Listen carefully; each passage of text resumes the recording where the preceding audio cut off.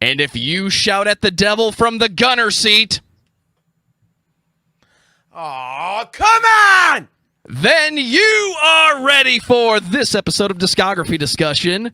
I am Joe. That is Dan. Jon Drake is here. Dude, we're talking about Mötley Crüe with this Nerfherder. Yep. Mötley Crüe. Half of a good career, man. This should be interesting. I think they were a little bit better than half. I liked more Mötley Crüe records than I didn't like, which is really weird to say, right? Because if you came to me a year ago and was like, hey, bro, you're going to be like so desperate for clicks at some point that you're going to start talking about bands like Mötley Crüe on your show. I would have been like, yeah, whatever, man. We're going to talk about like Suffocation, but we did that. We did that already. And it was great. Yeah, we already talked about Suffocation. Everybody was mad that we didn't talk about the EPs. But it is what it is. We're definitely not going to start talking about EPs now. And I just want to say, just right off the top of the show, that like I want to clear something up about EPs. Okay, if you have a band like Suffocation, amazing death metal band. If you're into death metal, you're gonna love Suffocation.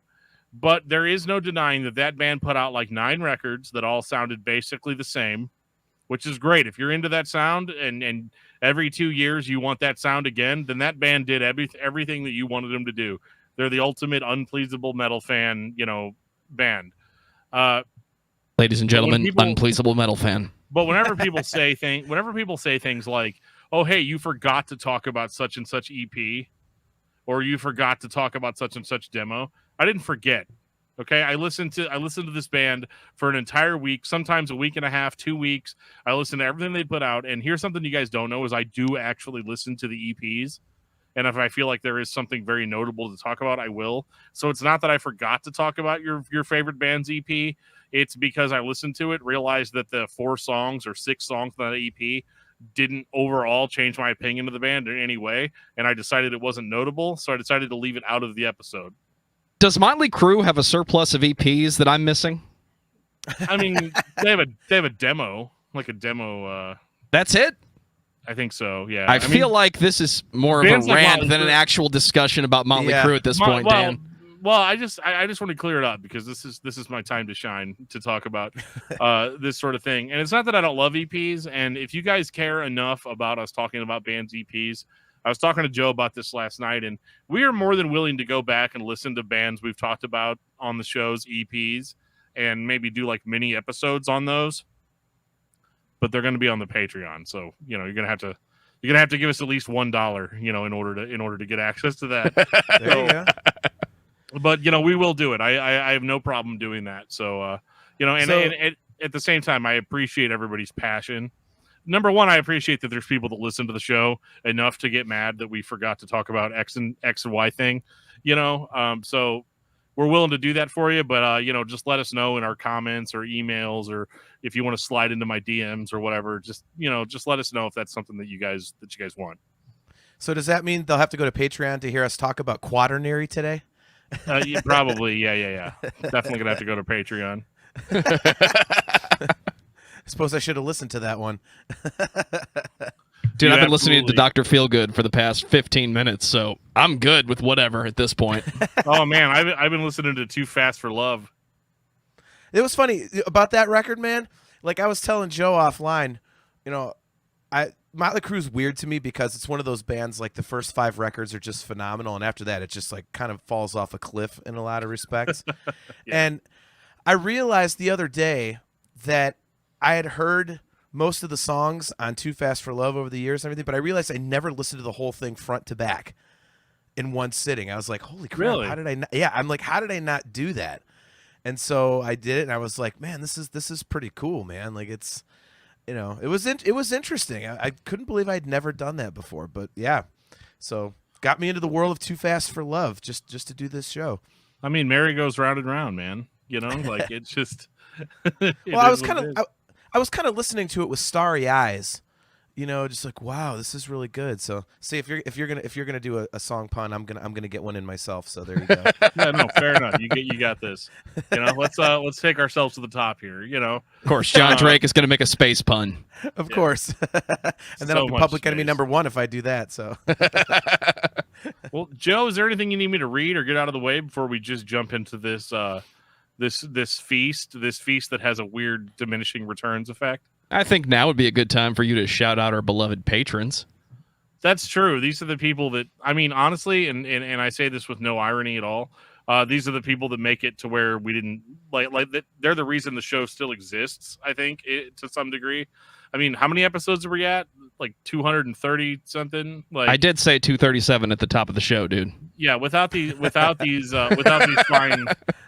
fine folks, we would not be here. And so I want to take the time out to shout them out, and that would include Lost Fiction, Kyle Driver, Timu Rantiao. Is it O? I did the best I could. Timu, if you're listening to this, we love you. Thank you for being a patron, and enjoy all of the different interpretations of your last name that I throw out every time we do this. Dangerous Dave, Ryan Rowe, Richard Renz, Big T, and Big T, we want to thank you especially for upping your Patreon pledge to the tier where you will get to hang out with us next month on the Patreon Hangout. So make sure you show up. It's going to be a great time.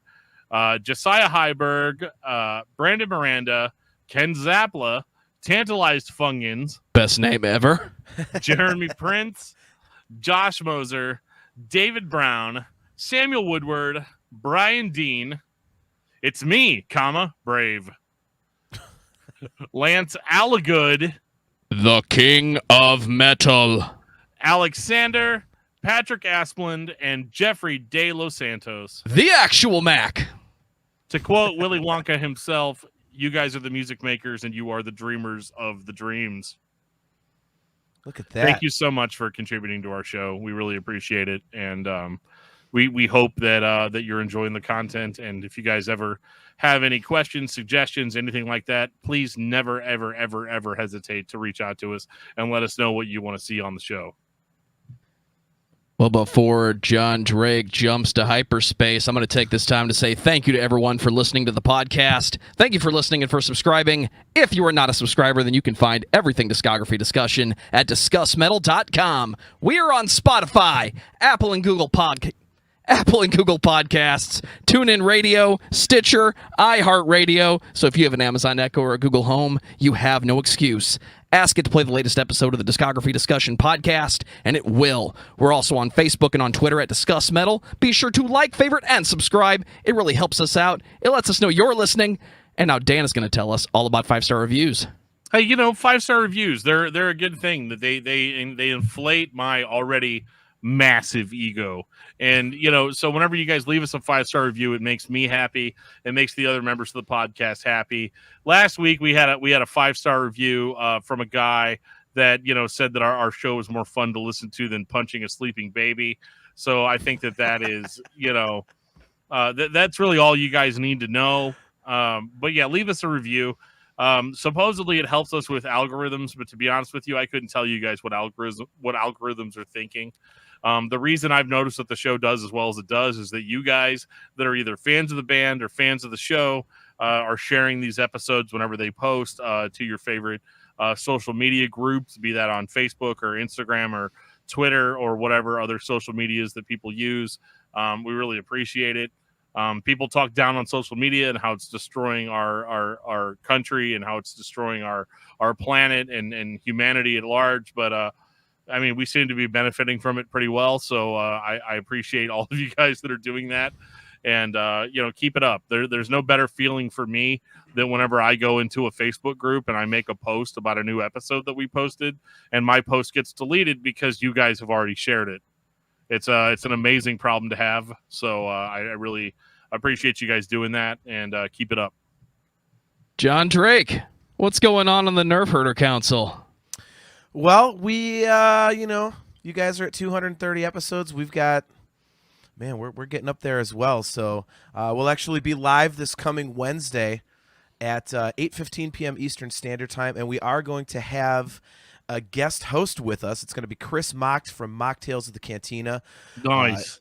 So he'll be coming on. I actually was just on with him live a couple weeks ago on his show, and we're going to talk about the 15th anniversary of his really, really incredible Star Wars documentary, The Force Among Us. So we're going to be digging into that. But also, AJ has decided that we need to be school teachers on this episode, and we are going to grade several aspects of the sequel trilogy. So Ooh. A, B, C, D, E, F. I can provide one teaser for the show. I can pretty much guarantee everybody that Carrie Poppins will be getting a resounding F from pretty much all of us on the show. So, Oh no. yeah. Are you serious? Well, see you later. That's what I think about that, John. All right, where's that? Where's that delete myself button? Damn it! You'll never get access to it. He's gone. He's gone. He gone. So, yeah, but Nerfherder Council's going strong, man. It's fun. Me and my brother AJ and my buddy Steve, we do it every other Wednesday at like I said, 8:15 p.m. Eastern Standard Time. It's live on our Facebook and YouTube pages. You can find the audio version pretty much anywhere where you get your podcasts. So if you're into Star Wars, and it's not a typical Star Wars discussion, it gets pretty ridiculous, Joe, as you're aware. We always invite people to be a part of the discussion. So we. I'm still waiting for that host call, John. Oh, dude. Well, you got to tell me what you want to talk about. Yeah. Actually, chat trolls usually go to the top of the list for guest hosts. So. Well. I've actually gotten onto a pretty big Star Wars kick again recently. I was kind of out of it. After Episode 9 came out, I went and saw it, and then I was kind of like, didn't really think about Star Wars anymore because I was like, well, the newest movies come out, so there's not going to be, a whole lot really to dig into after that. And for whatever reason, I got really into Audible. So, thank you guys very much for that. No problem. I signed up for an Audible account. I got a free book. And Yep. I decided to listen to the Thrawn trilogy again because that's like my favorite Star Wars series. It's not canon now, but it's actually, if you listen to those books, they do a surprisingly good job of like, it could still technically be canon. It could fit in with what the modern canon is, because it takes place 5 years after Return of the Jedi, so it doesn't interfere really at all with the other books, or the other movies. But then I went back and I listened to, there was a Thrawn trilogy because they brought Thrawn into the Rebels TV show. Yep. And so there's a whole trilogy of audiobooks that take place during that. And there was one that I just want to shout out real quick, and we'll get to talking about Mötley Crüe eventually. I'm sorry. But there's one where it was called Thrawn Alliances. Yeah. And at the beginning of it, Palpatine, so Palpatine sends Thrawn and Vader out on a mission into the unknown regions. And there's just so much amazing stuff that happens in that book. There's a point in that book where like Thrawn uses Vader's use of the Force to navigate through the unknown regions in hyperspace.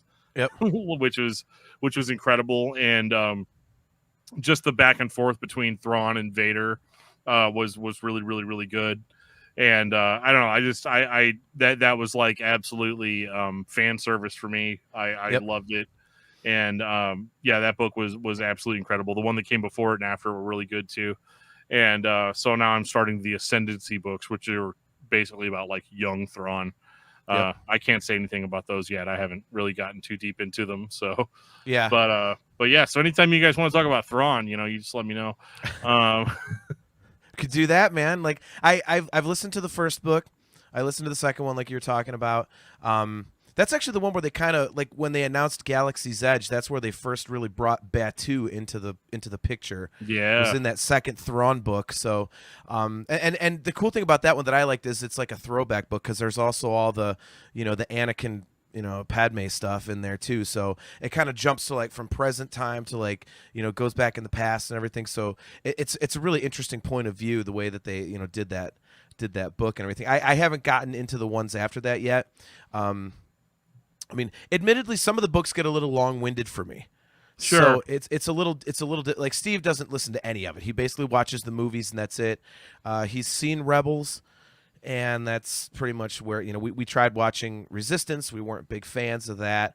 It's more for kids, so it's we're not the target audience, whatever. Sure. But you got the Bad Batch right now. If you haven't watched that, it's phenomenal. That one surprised me because I like the Clone Wars, but I've never gotten through it all the way. It's not that I disliked it; it just didn't grab me enough to keep going with it. But I was like, I better check out the Bad Batch because it came out. Man, it is fantastic. That is a great show. So I would highly recommend that one. So that's kind of what we're into. And like I say, AJ's on a sequel trilogy kick lately. So he wants to kind of dig into that, and we catch a lot of crap for The Last Jedi because we all really like that. So there's a bunch of people that are like, "You guys are high. That movie sucks." And it's actually my favorite out of the sequel trilogy. Yeah, mine by far. And I really like The Rise of Skywalker, and I'm rehashing an old point again. Like I said, we'll get to Mötley Crüe because no one gives a shit about Star Wars. Yeah, everybody's like, why are these nerds? But one of these guys is wearing a Nintendo 64 T-shirt, and they're talking about like Star Wars. Like, what is going on here? Just tell us when to show up, John, and we'll continue that conversation. Hey, dude, we'll do it. We'll do it, man. It's Episode 7 to me is just an Episode 4 ripoff. It's a fun movie. It has the greatest Millennium Falcon scene ever in the Graveyard of Giants, but it's that hunk of junk is not going to stay together. I love that. Yeah. Imagine how junky it was by then. I know, and it hadn't flown in forever, like that. Last point, and then we'll move on. But that was as a kid, I saw the original trilogy in the theaters, and so obviously when I was older, I saw the prequels in the theaters, and man, when they brought back the Millennium Falcon in Episode 7, I had that little kid moment. Where, the hunk of junk will do, and they show the Falcon. I was like, oh! Like, it was such a cool way to bring it back. And so you're like, you're damn right it'll do. Yeah. Oh, yeah, I was. I really was.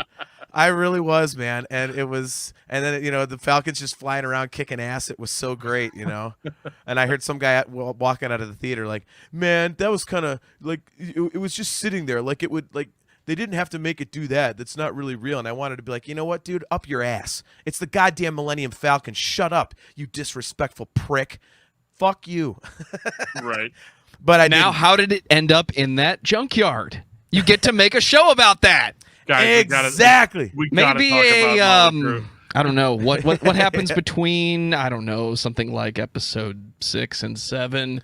I'm going to leave that to your show for speculation, John. Yes. We got to talk about Mötley Crüe. So, Dan, get us on topic. Tell me about Mötley Crüe.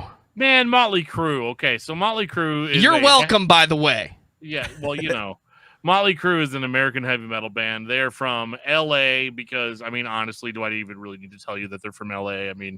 Just so much glam, so much party life. I've never really been to LA, so it's probably, I'm just guessing here. I've been once. Was it everything that you imagined it would be? Well, I will say this. I purposely went to the Sunset Strip because Van Halen is my favorite band, and I wanted to see all the clubs where these bands were from. Everything is smaller and more self-contained than you would think it is. Sure. Yeah. It was, because you read all these books and stuff. Like since we're talking about Mötley Crüe, I've read The Dirt at least like 30 times. It's one of my all-time favorite books.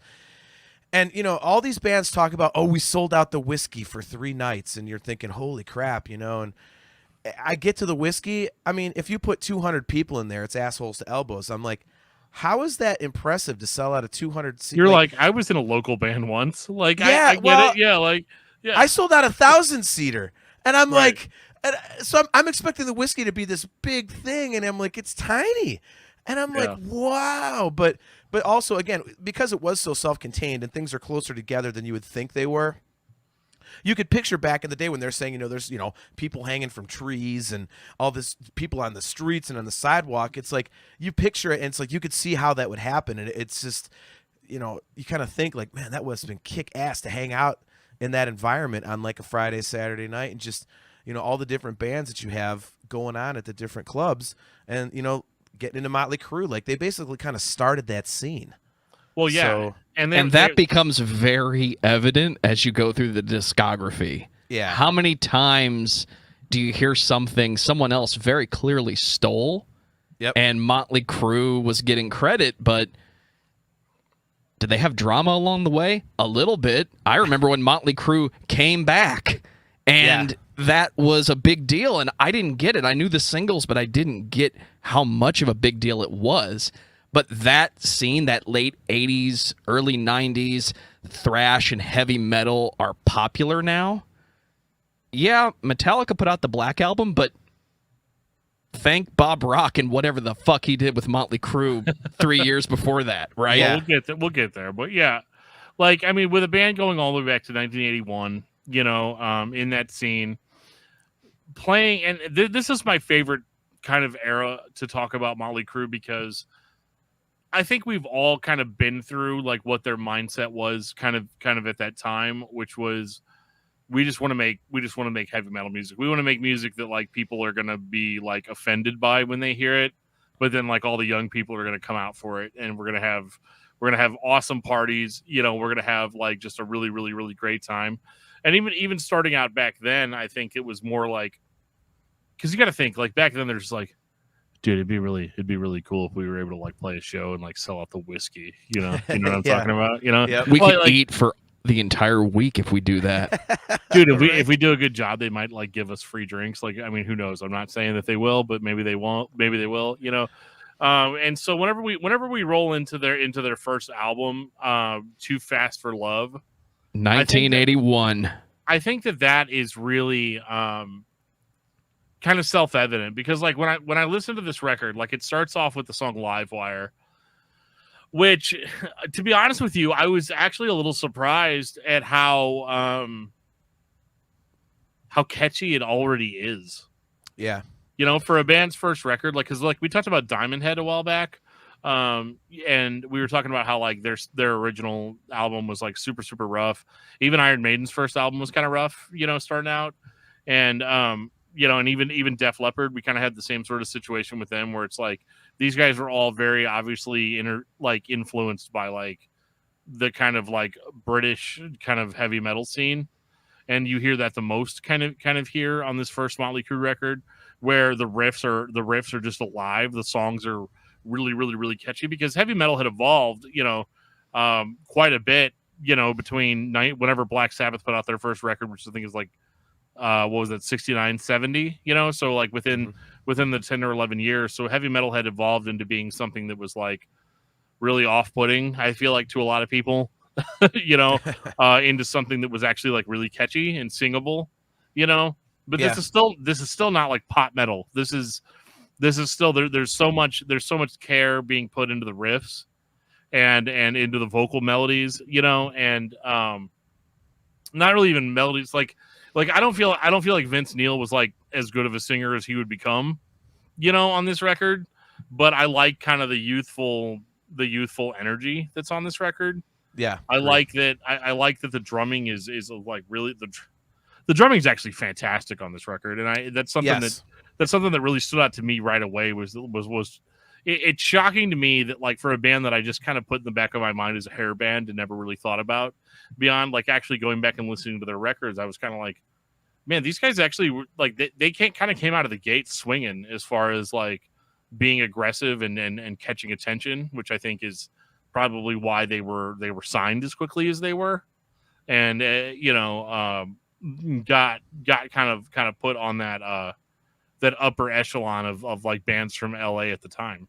Yeah, I'm glad you brought up the drumming because that's something that I really noticed is that, I mean, you know, from a musician's standpoint, when you listen to Too Fast for Love, I think the two things that anchor the album are, you know, the hooks vocally and definitely the drumming because, you know, you mentioned the riffs. But if you really listen to them, you know, and we play, you know, all of us, you know, play somewhat. Yeah. We're not obviously professionals, but, you know, if you really actually kind of break down some of the riffs, they're pretty juvenile in a lot of spots. And I think if this record was left to be driven by solely the riffs, I don't think it would have been nearly as impactful as it was. Because, again, they're kind of, you know, you could tell it's like, you know, a 22-year-old, 21-year-old Nikki Sixx who hadn't really been writing songs very much. But then you've got Tommy Lee's drumming, which is, you know, it's musical drumming. It's aggressive and, you know, it's very, you know, it's like you said, it's heavy metal. But it does kind of have that like rock and almost like a pop vibe to it in spots. You know, he's got the cool things that he does. He became known for the choking the crash and without like a backbeat on the, you know, the kick and stuff like that. And you know, the hooks vocally, because I mean the lyrics, I mean, let's be honest, Nikki Sixx is not a great lyricist, but yeah, I mean, they're trash. I think most of Mötley Crüe's lyrics are trash. Yeah, like it's, you know.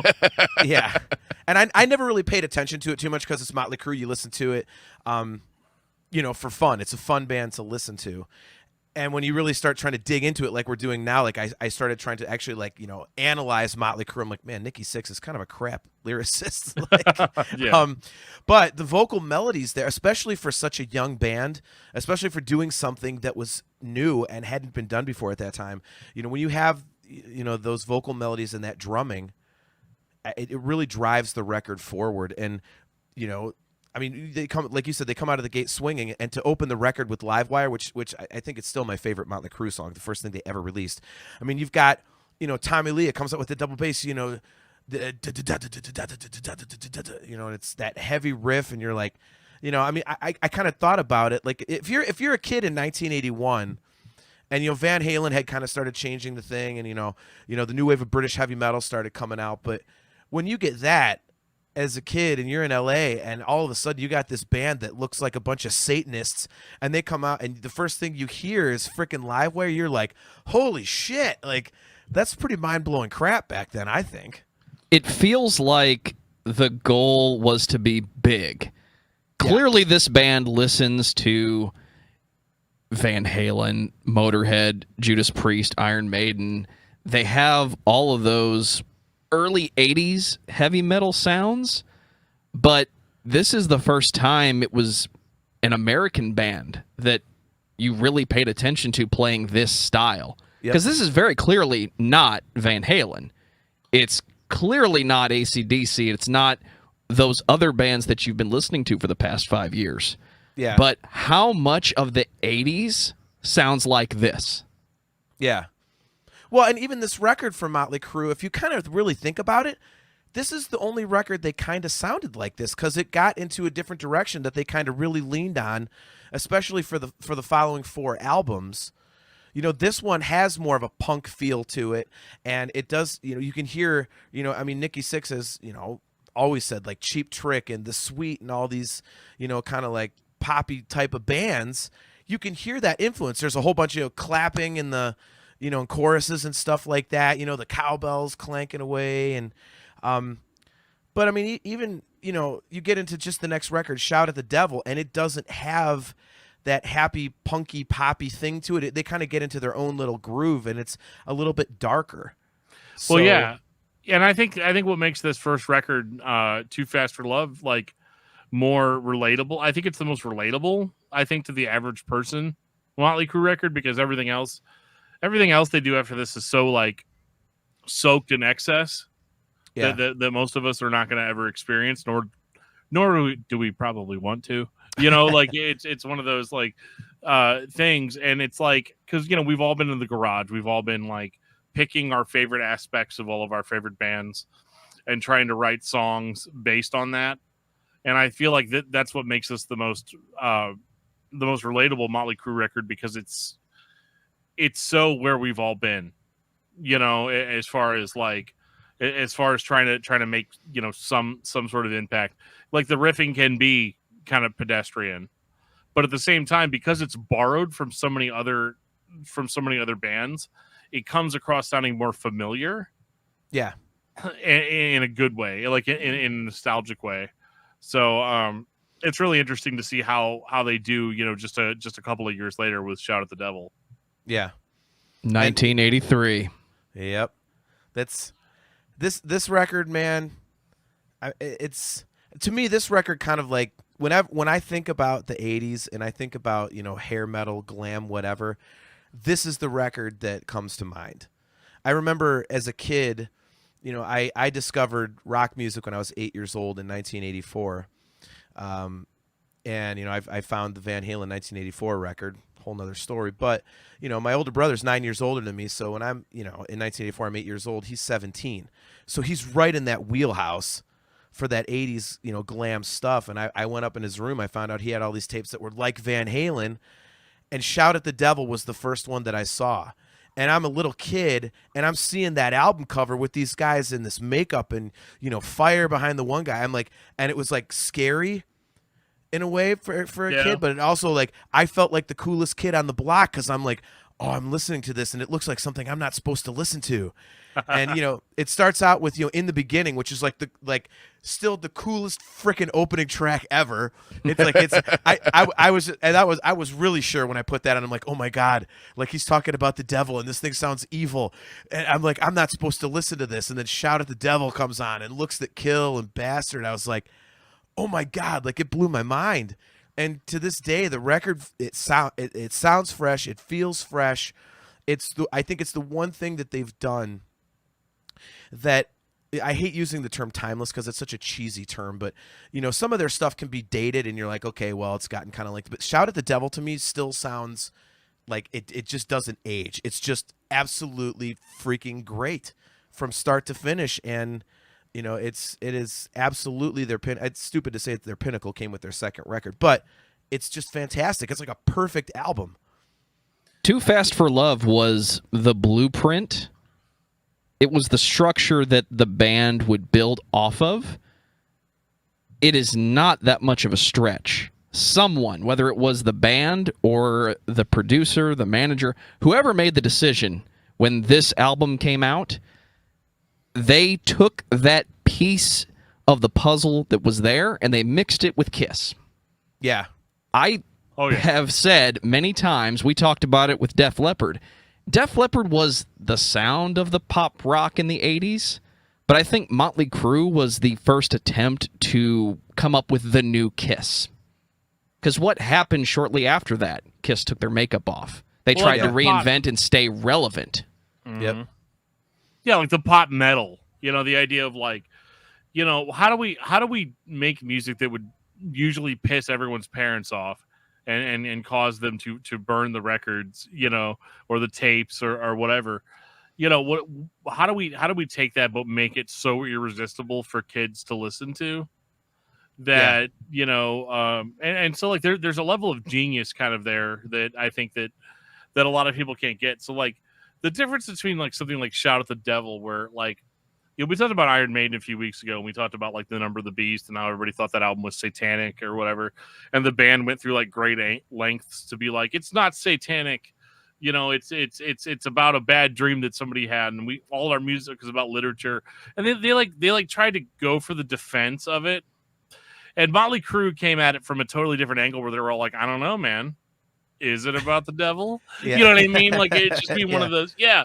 And so like it's the smartest thing to do because I remember thinking of Iron Maiden as being like, oh yeah, these guys are fine, but they're like never gonna like piss my dad off, like my dad's gonna hear Rhyme of the Ancient Mariner and he's gonna love it. You know what I mean? Like that sort of thing. Phenomenal song, by the way. Yeah, oh, so good. But like the thing is that like this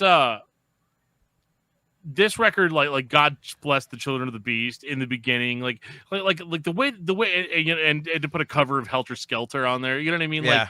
Like it's just like they were trying to piss people off. And like it's the same sort of like it's the same sort of tactic that like bands like Limp Bizkit would use like later in the 2000s. You know what I mean? To like just really like put something out that's gonna upset everybody, but like everybody's gonna listen to it anyway. But I would say the biggest thing is that like this was still very musically good because you still have the same band that put the last record out that you loved. Although I have to admit, Shout at the Devil was probably the first album I think a lot of people heard from Mötley Crüe, like the audience at large. And so to have songs like Bastard, Helter Skelter, like Looks That Kill. Looks That Kill. Yeah. I mean, it just, and obviously Shout at the Devil being, I can't deny the 89 million streams on Spotify, right? Like, I mean, it's just, it doesn't even matter if I hate the song or don't hate the song. Like it's been streamed 89 million times. So whatever I'm going to say is null, but like, it's absolutely a banger of an album for that year because it's just heavy enough. Like, sure, it's in 1983, right? So like, dudes like me in 1983 are going to be all like, there's this band called Metallica and they just released this No Life to a Leather demo and it's way heavier than all the stuff you guys are listening to. But like as far as the commercial vein, Mötley Crüe was about as like offensive and adult, quote unquote adult, which by adult I mean like all the kids tried to find it. After the fact. This was just Number one, it's a very musically amazing record, as well as being the result of marketing genius. Yep. And I think one of the things that always stands out to me about it, and there, I don't know how many other bands you guys would say this about, but when you think of Mötley Crüe, this is what you think of. Like musically and image-wise, you're not thinking about the Dr. Feelgood era. You're not thinking about, girls. Like you remember that, but when you say Mötley Crüe, this is what you think about. Even bands like Metallica, you kind of picture like the early era, but that's like a 10-year period of that's you picture older Metallica and stuff like that, but it's like it's over 5-6 records, whatever. Megadeth stuff, like it's the same thing. Like, yeah, you don't think about, oh man, like Peace Sells eras, it's my Megadeth. Like it's kind of the same. But Mötley Crüe has this ungodly definitive, version of themselves that is from this album. And no matter what they did afterwards, when you say the words Mötley Crüe, this is what you think of. My background right now, that is, their band photos from the Shout at the Devil record. It's like that's what people think about as Mötley Crüe. And the songs on the album and the attitude of those songs and everything, that's what you think about when you think about Mötley Crüe. Oh, yeah. You don't think of them as like washed up old school rockers from the 80s. Like when Mötley Crüe, for whatever reason, when you use the name, it evokes this era of the band. Yeah. Like almost immediately. Like, do you remember whenever Mötley Crüe was the band that like your parents told you shouldn't listen to them? Yeah. And, there were all these, Remember when your dad said you can't go to that show? Mm-hmm. Yeah. keep in mind too that like this was also like, and I like to add a little bit of a historical context to this. This was like right in the midst of the Satanic Panic.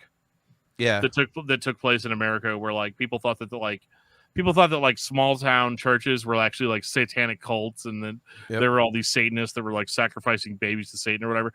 And then you've got Mötley Crüe, on the West Coast, that's just like, yeah, man, like shout at the devil, yeah, worship stand, right? Yeah, exactly. Like there's like all this like shout at the devil, and they start heavily using like the upside down star, the pentagram, kind of very prominently in their stuff, because they know that like that's what makes the album sales. For every parent that says, oh, this is terrible, this needs to be banned, there's going to be 10 kids that like save up as much money as they can in like a jar in their room until they can go and buy this record. It's and genius. Rebuy it after the record gets burned by mom and dad. Exactly. Yeah, you got to have that backup copy. I went through that in the 90s. Yeah. Well, it's like I said, man, like when I discovered this record when I was 8 years old, it had been out for a year. Like I felt like I was doing something dangerous. Like I felt like I was the cool kid. Like I was always petrified my dad would find me listening to this, because first of all, my dad didn't like rock anyway, so I tried to hide that from him for as long as I possibly could. Anything I was listening to that wasn't, because he's only into classical. And when I listened to this, like I would go to school and the kids in my class are listening to Madonna and all this other stuff, and I'm sitting there drawing pentagrams on my book covers and crap, I'm not even 10 years old, and it's like I felt like the biggest badass because I'm listening to Mötley Crüe, and there's fire and pentagrams, and these guys are wearing this makeup and stuff, and I'm listening to stuff, in the beginning God, all men's sins, and it's like, whoa. So your point is dead on, man. It's like the marketing for this was incredibly spot on, and it generated album sales like crazy. It was kind of like the blueprint for, as the 80s would go on, people kind of, I think this was like the first time you could look at a record and really say that a band did what you're talking about, which is the image and the imagery, to really be like, you don't know what the music is, but that this looks so badass that you have to buy it.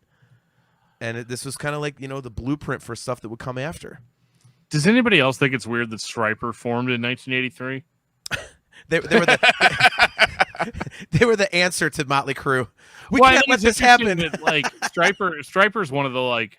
It's funny with Stryper because like everybody gives them crap for being like a Christian band or whatever, but like they mainly did just as they did extremely well by using the exact same imagery and themes. Yep. Like as what you find with Shout at the Devil. Instead of Shout at the Devil, it was To Hell with the Devil, or like all this stuff. But like it is interesting seeing how like there's ripples kind of what Mötley Crüe did that would make other bands successful as well. Yep. even if they were coming at it from a totally different angle. But yeah, I mean, that record absolutely just kind of blew my mind listening to it all these years later. Yep. Was that number one? It still sounds like fresh. It still sounds cool to listen to. And I feel a little bit like, because I mean, even I was at work, right? And I'm like listening to this, on my 10-hour shift or whatever. I'm listening, and my friends are like walking around or whatever, and I've got my headphones on, and I'm like that guy in the meme that's all like, these guys have no idea that I'm listening to some pretty serious rock music right now. You know what I mean? Like, Right. like they don't know how evil what I'm listening to is. Like it's getting that feeling. It's the same feeling that it would be like heavily exploited later on with bands like Slayer and Venom and stuff. Yep. But this is the kind of the beginning of all that, and it might seem very like tiptoe, ease into the pool type of stuff. But I mean, you have to understand how upset and offended people were by this, but also like entranced by it. Yeah. And that's how the band is able to kind of move on to something like Theater of Pain afterwards, kind of with that image already intact. 1985, Theater of Pain. Entertainment or death. I'll have the chicken. Oh man. Yeah, this one's a little rough. It's not. I don't want to say it's bad because it's still like a classic Mötley Crüe record. I'd be lying if I didn't say I've heard their cover of "Smoking in the Boys' Room" at least 400 times in my lifetime, because I've had to listen to that. It's just that you look at the cover and you've got theater masks. You've got one crying blood. He's got a pentagram on his forehead. And so I was like, okay, is this it? Like, are we fully on with are we down with the goat now? Like, is this Mötley Crüe now, like as we know them? And the record that you ended up getting is a record that's not really quite as heavy as Shout at the Devil. It is at times. There was a song, I think it was might have been Use It or Lose It, that I felt like was very metal, kind of, but it also like, the problem with these songs is that they kind of just meander on. And there doesn't seem to be as much like thought put towards the actual composition of the songs. My theory is they were so trashed during the Shout at the Devil tour. This was the best they could do at the last minute, and it just wasn't as good as that album. Yeah. I mean, you're not wrong. I mean, Nicky himself has said that this is when he really started sliding into that heroin addiction. And, Vince Neil had the car accident, that killed the Hanoi Rocks guy. And, he was sober-ish, for this album. And he's been very open about saying that he felt like he was the only one when they would play this stuff live that is like half of this stuff is just pure shit. Like, and I think that's a good description of the record. It's, like the songs that are good on the record are really good. There's some really cool Mötley Crüe tunes, and the rest is just filler trash. Most of the second side is just ugh. But I mean, you have some great stuff. Obviously, Home Sweet Home is a classic. Smoking in the Boys' Room, City Boy Blues is great. Tonight is really cool. That's kind of heavy. It's like that halftime, kind of like it's got like a heavy groove to it. But then you get, like you said, you're talking about Use It or Lose It, and like Raise Our Soul to whatever the hell.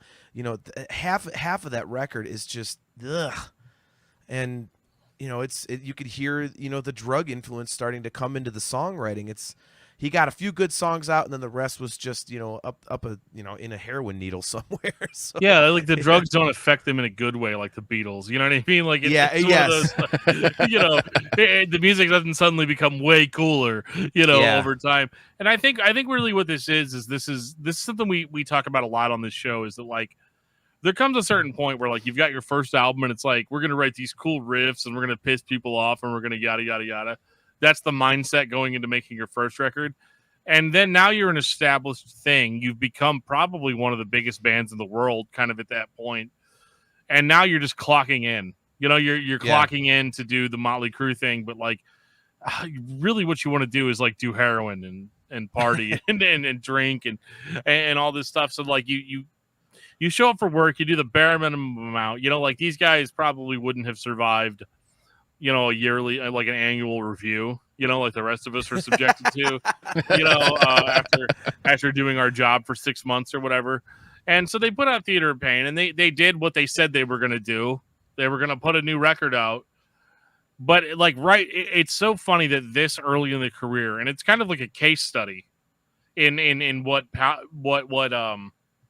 popularity and kind of the hedonistic lifestyle in the 80s was like for bands, where we're already starting to see the cracks on album 3. Yeah. Where it's like, yeah, I mean, there's some songs that are like exactly what I wanted, from a new Mötley Crüe album. But then some of them are just like, yeah, okay, guys, we went on for, okay. All right, 3 minutes. That's good, right? We can just cut here. Yeah. And it's so obvious, and it doesn't get better anytime soon, guys. Yeah. Well, I mean, it's one of those things where it's like, it kind of feels like he wrote like 5 or 6 tunes and was like, all right, sweet. And then the label guy's like, you need 10 for a record. Ah, shit. If we put on an EP, they won't talk about it on a discography discussion. All right. Yeah, I mean, I think this one, and you could accuse girls of this as well. I don't agree with that. We'll get into that in a second, but with this one, and maybe girls, it's like if you don't have those 2 banger hits, they're done, because the rest of it it's not that good. Even though there's some cool songs on it, if you don't have Home Sweet Home and Smoking in the Boys' Room, if you take those 2 songs off the record, you're kind of like, eh, Yeah, you go back and listen to Shout at the Devil now. Yeah, exactly. Shout at the Devil is like, it's just a solid record front to back, and this is kind of like, ugh. Yeah, I didn't skip any songs on that one. You know what I mean? It was just one of those like, yeah, great, keep the awesome going. This record, you kind of have to skip around to find something that you like, and make sure you're skipping around between like tracks 1 and 5. Yeah, exactly. There are 3 heavy metal trends that the 80s, I'm not going to say popularized, but they made essential. That was, the first song is supposed to knock you out of the park. The second song is supposed to be your follow-up single. So you have a cover of Smoking in the Boys' Room. That's awesome. Yep. Oh, did I mention the heavy metal trope of play at least one cover song on your album? Then we get to Home Sweet Home. I've heard it said this is the song that started the heavy metal ballad trend that would not stop for 10 years. John, I got to lean on you a little bit. Is that true? I would completely agree with that. I mean, you can't really think about any other band that did it before. I mean, Mötley Crüe did start the glam thing. So first of all, they were like that first real 80s band you think of, and they were really the first one to do this. I mean, if you pull up MTV videos, on YouTube, and you go through and you'll see like, Whitesnake, Whitesnake, and Dokken, and like you said, like Def Leppard and stuff like that. Def Leppard had Love Bites, which was enormous, but that was 2 years after Theater of Pain and Home Sweet Home. And Home Sweet Home was the blueprint for it. It was that first thing, and not only because of the song itself, but just the video. Because you've got these guys singing this song live on stage, and there's like hot chicks going bonkers in the audience, like, "Oh my God, I love him." The image of Vince Neil reaching out and the girl reaching out, like reaching out to him, like, "Oh, you're so sexy. I feel what you're singing." Like, you're dead on with that. This started that whole thing. And I think any of those women got some weird disease? view. Well, yes, obviously, but like some weird view of the future where they were like reaching out to Vince Neil then, and then like suddenly an image of Vince Neil now is suddenly reaching out to them. Like, those people are probably telling their kids like, "Yeah, I banged that guy," and so their kids are Googling Vince Neil. The first thing that comes up is like, Stay Puft Marshmallow Man, Vince Neil, and they're like, "Good God, Mom! Like, what the hell? Have some wow." Yeah, like instead of like skinny hot like sex symbol Vince Neil from like the mid '80s, they're like, "Geez, Ma, good God, what the hell were you doing? What kind of drugs were you on?" Hey, we were all attractive once, right? Like, I mean, it is what it is. How many kids you got, Dan? 4.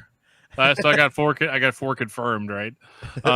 So Confirmed. yeah. You owe me for that setup, sir. Right. Well, for sure. They're all upstairs right now, like being very quiet. I appreciate them so much. See, I but- question whether or Aw. not this is the song that did it.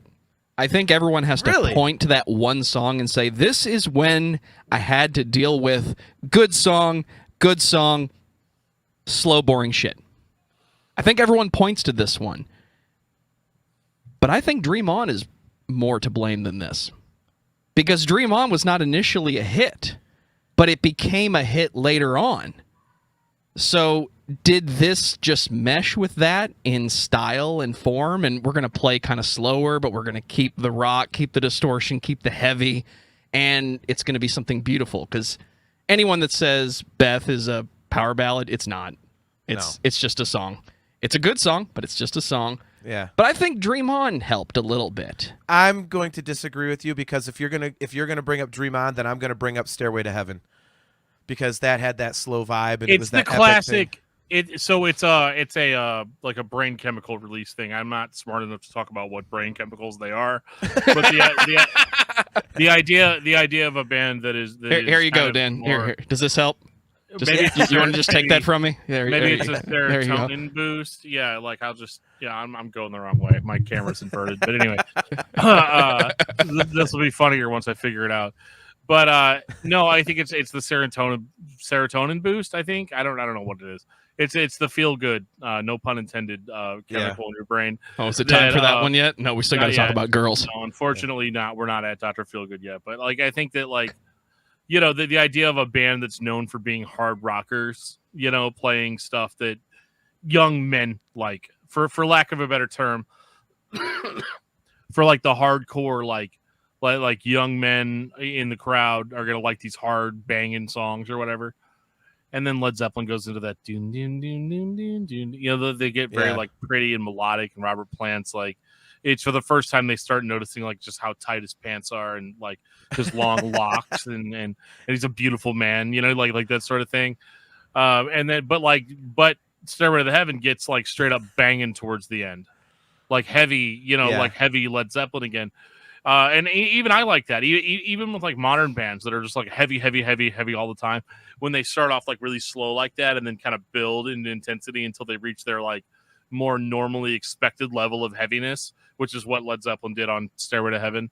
I think that Mötley Crüe was kind of privy to that and realizing that like, yeah, this is what we need to do, you know, as far as like start slow and then come out strong, you know, with the rock and guitars. Yeah. And I also think that to a certain extent too, that they were so successful on Shout at the Devil that maybe they had kind of misjudged their audience a little bit,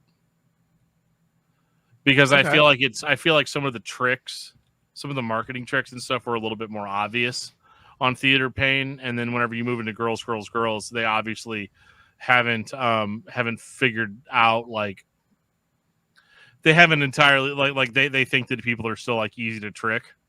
Yeah. You know, and people have moved on because like every time you're a band as popular as Mötley Crüe, there have been 12 other bands that have put out a record better than the one that you put out that was your most popular one. Yeah. They figured it out. You know, they've either taken the sound into a new direction or they have like done what you did better. You know, and I think that like, you know, maybe those bands weren't as popular as Mötley Crüe, but like by the time we move into Girls, you have a band that everybody's so used to them doing kind of the same old little tricks that they almost become a little bit of a parody of themselves. Yeah. 1987. Yep. I'm a huge fan of this record. I've died on this hill many times with other friends of mine that, you know, are Mötley Crüe fans, and they say this is the crappiest of the good Mötley Crüe records, and I completely disagree. For me personally, this one is, you know, just under Shout at the Devil. You know, and I think, you know, to your point, Dan, like, you know, I don't think they really did anything with the sound. I think what Mötley Crüe did which was kind of interesting, was they just morphed their image. Right. You know, I mean, if you just lumped like the first especially the first 4 records, into a pile and just put it on random, you'd okay, same thing, same thing, same thing. But the image for each one is completely different, and they did that, and it's interesting, because I was arguing with a friend of mine the other day about girls, and we're talking about songwriting, and he made the point that Nikki Sixx he's got this reputation as this great songwriter, but when you look at other bands in the 80s that were around at the same time as Mötley Crüe as songwriters actually weren't really that good. If you look at bands like Y&T and Dokken and Warrant, the actual songwriting is much better. And so when I was asking him about it, because he's a little older, my buddy Chris Aiken, he was telling me, he says, the songs weren't as good, but having lived through that time, Mötley Crüe was the band we'd listen to get laid. Like the other bands, sure, like you're listening because you like the music and it's great, and you like Mötley Crüe and all that stuff because the music's fun. But like Mötley Crüe, you're trying to bang a chick, and chicks are trying to bang you. That's what Mötley Crüe is for. And so to your point about updating the sound, or we just talked about updating the image. Then they come out and just flat out write a song like Girls, and frickin' title the album Girls. It's like we're just all about chicks, man. It's like. And it's it's the most gratuitous example of what they're about that you could possibly have. It absolutely works. I know for me, this is the first time I knew I was listening to Mötley Crüe. Because when I think Mötley Crüe, I think Wild Side. That is the songwriting with the classic metal sounding heaviness. Yep. Tommy Lee's grooves, Vince Neil's vocals. To me, this is what the band is after they got through their developmental period. Now they're just leaning into it, and I think that's fine. I do think you're right. It's another record of how many good songs do we have to write that we can play in our set, and we can just keep being Mötley Crüe. Yeah. And that's fine because it's 87. They're following that formula. Yep. It seems so lame now. In 2021, it seems lame. Girls, Kickstart My Heart, Slice of Your Pie. I mean, it's one of those things where, I've kind of hinted at that I feel like their lyrics are mostly trash, and this is kind of like the textbook example of that, where it's like, but again, I am judging it from 2020 years versus, the year it came out, and I think that, like, back in the 80s, this was cool. It wasn't going to be cool for much longer, but they got in, kind of at the point where it was more or less okay, and it was what you would expect kind of from a band like this. And I think that's what bugs me about it, is that it's just generic Mötley Crüe. Instead of like subverting my expectations, there we go. There's a Star Wars reference for you. Instead of subverting my expectations, they went ahead and just leaned so heavily into the image that they already established that I think even at this point I was starting to kind of reach exhaustion, where I was like, they need to do something different now. I can see where you'd feel that way. I personally I love this record. This one felt much more like Shout at the Devil to me. It kind of got back to that. It sounded a little more dangerous. It sounded a little more heavy. And the songs that people consider, the filler stuff, it's much different than Theater of Pain, because the filler stuff on Theater of Pain is really filler. To me, I actually like all of this record. 5 Years Dead has a cool groove. Nona's stupid, but he was all drugged out. He lost his grandmother and just wrote this dumb piece of music. It's like, whatever, man. Like, Dancing on Glass, people make fun of because it's like, oh yeah, you're on drugs, and he writes all this stuff about, how he died, like, like Valentine's Day, whatever, found me dead in the trash and all this kind of stuff. But, the songs are better, I think, than they were on Theater of Pain, which has always been interesting to me because he's way more fucked up on drugs on this one than he even was on Theater of Pain. I mean, he was a goddamn disaster. And he even flat out said that, he thought the band was going to be over. If it wasn't for Wild Side and Girls, the band was over. There's no way it was going to continue. And but he had enough in him to write, 2 hit songs like that. But I think this record is solid. I mean, they had to throw in a live. You mentioned the cover songs. Not only was it a cover song, but they were too lazy to even do it in the studio. They just recorded a live one. Yeah. It was, I mean, and just throw it on the record. We don't feel like recording it in studio. Yeah. I mean, and I don't know about you guys, but that song always makes me laugh because you want to talk about cocaine in the 80s. This song is the thing. Like, like one for the party and the county jail. Let's rock. The jailhouse rock. The jailhouse rock. The jailhouse rock. Yeah. Like, I mean, the tempo is just holy. Welcome God. to Nerfherder aerobics, ladies and gentlemen. Yeah. But I mean, am I wrong? Like it's like it's like thrash metal in that chorus. Like, holy shit, Tommy! Like, there's a tempo thing here. Do you have a metronome back there? I'll say crazy. it. Tommy can fucking play. Oh yeah. I have heard so much naysaying over the years. Do I think he's the greatest drummer ever? Absolutely not. Chad Kent, thank you very much. But Tommy can lay down a groove. Yeah. Oh yeah. And every time I see him either do a solo live or even when he's done some solo appearances, he's always playing techno or rave or industrial, something to augment the beat. So he's clearly into rhythmic music. Dude knows how to keep a beat. So give him the credit, damn it. Oh, dude, he's amazing. And I mean, if you just like him in his simplest form, Sammy Hagar's got that show, that Road Trip, Rock and Roll Road Trip, and one of his guests on one of the early seasons was Tommy Lee, and Sammy and Michael Anthony go down into Tommy's studio and they do Rock Candy. And Tommy just that simple bam, just that, and you can hear just everything his hits are so powerful, and the pocket is so tight, and the backbeat is so strong. It's like, I mean, you can't accuse Mick Mars of being a great guitar player. He's solid enough. Vince Neil, obviously, as a live vocalist, is whatever. Nikki Sixx will never be confused with Les Claypool. But Tommy Lee, you can actually look at him as the one guy in the band that legitimately is an actual, like, solid, very good musician. He's the one that can bring some musicianship to it. And, like we talked about with Too Fast for Love, stuff like Wild Side, it's a pretty simple riff, which is cool. But Tommy Lee with the, that backbeat with the double time on the hi-hat stuff is like, it really drives what they do. I agree, and I want to make a small correction. Earlier when I was making fun of song titles, the song titles that I was making fun of, like Slice of Your Pie and Kickstart My Heart, were on Dr. Feelgood, but I just, I didn't want to. I got ahead of myself. But I figured we'd get to Dr. Feelgood in a minute, so I figured I should let it go. Yeah, I'm gonna equally still trash on those song titles, even when we get there. But just I think it's time. For all the nerds in the audience that are like, hey, you were talking about girls, and you said that this song, yeah. So I poo-pooed on that. So just nice. I just want to get out in front of it. 1989.